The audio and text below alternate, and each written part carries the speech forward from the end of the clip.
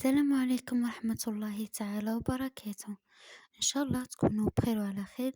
اليوم جبت لكم وصفة المادلين سهلة وبنينة وتجي خفيفة وتدوب في الفم بمقادير بسيطة وخطوات بسيطة. نخرجوا مادلين ناجح كيما تاع المحلات. خليكم معايا خطوة بخطوة ونشوفوا مع بعض كيفاش غادي تجينا مادلين شباب. بسم الله نبداو كيما شفتوا.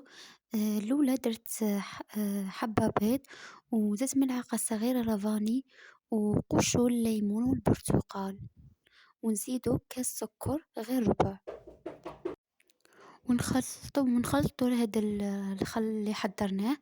نحضروه مليح حتى يولي لنا خليط أبيض متجانس كيما راكم تشوفوا فيه كيفاش ولانا خليط أبيض متجانس. وعفوا على الصورة ما شفتش بلي يعني هم قالبين التليفون. من موراها نزيدو كاس زيت ونزيدو كاس حليب تاني ونخلطو ونزيدو تاني ربع كاس ما ونخلطو مليح ونزيدو نديرو من موراها تاني زوج فرفارة ونزيدو نضيفو الفرينة ونخلطو الخليط مليح حتى يتشكلنا خليط المادلين.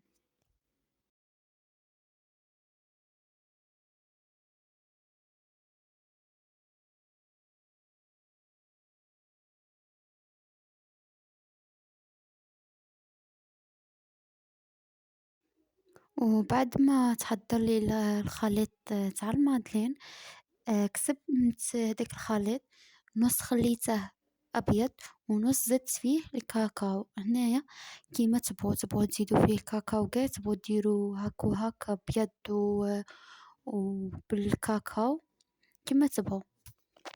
وهنايا مكانش كاين المول تقدروا ديروا كيما هكا في هذوك القويبس تاع الطون ديروا فيهم وتزيدوا معهم الكيسات ونزيدو نفرغو كيما هكا هداك الخليط اللي حضرناه. كيما قلت لكم انا قسمت على زوج، درت نص بالكاكاو ودرت نص بابيض كيما هكا. كاين اللي بغى يذوق تاع الكاكاو، كاين اللي يزيد فيه الشوكولا من الداخل الكونفيتير. هنا تبقى اختيار ليكم كيما تبغوا نتوما والاختيار تاعكم.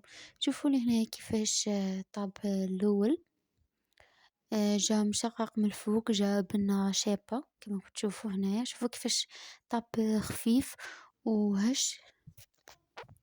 والفرن اكيد يكون مسخن مسبقا، نخلوه يطيب. كي نشوفوه طلع لنا كيما هكا نخرجه من الفرن. وهنا هذاك اللي درته بخليط ابيض شوفوا كيفاش جا. كاين اللي يبغي يزيد يضيف فيه من الفوق كريم شونتي باغ اكزومبل انيفرسير، ولا نزيدو فيه كريم شونتي نزيدو فيه الشوكولا. كاين اللي يبغيه بنوات كوكو. كاين كل واحد وكيفاش على حسب الرغبة تاعكم. وفي الاخير كما راكم تشوفوا المعدنين راه واجد وخرج شباب وخفيف وبنين.